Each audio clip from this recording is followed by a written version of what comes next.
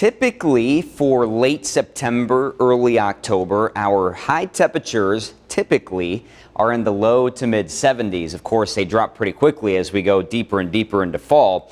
We are nowhere near normal over the next week. We're looking at high temperatures pretty consistently in the low to mid 80s, which a lot of it has to do with the dry conditions and all the sunshine that we have. That helps to accumulate the heat a bit. Also the wind direction, more of a western wind today and tomorrow.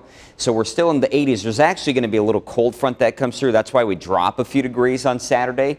And then we work our way back up Sunday, Monday, and Tuesday with that south wind. Highs mid 80s, which by that point again is about 10 plus degrees above normal. And maybe just a slight drop there Wednesday, Thursday as we start to introduce a little bit more cloud cover, but still going to be above normal. And that doesn't really change through the first third of October. The 8 to 14 day outlook, October 3rd through the 9th, as you can see there. I mean, it's just heat all across the middle of the country. So we're not looking at the temperatures to feel very fall-like anytime soon over the next couple of weeks.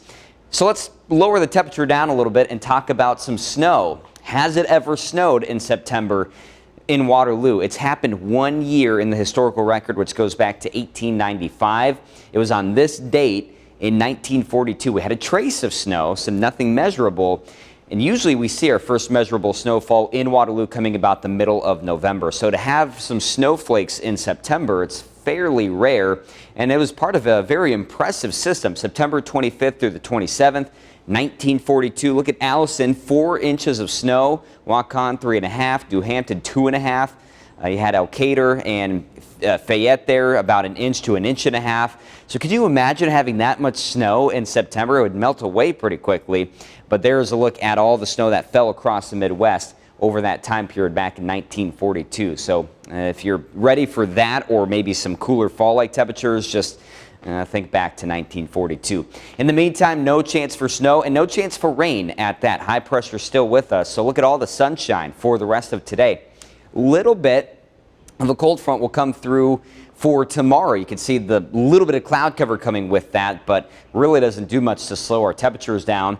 And we're just going to stay sunny through the weekend. That high pressure doesn't really budge very much. And the thing is, it's going to be warm, but not very humid. We have dew points that stay in the 50s. So at least in that regard, feeling a little bit more fall-like.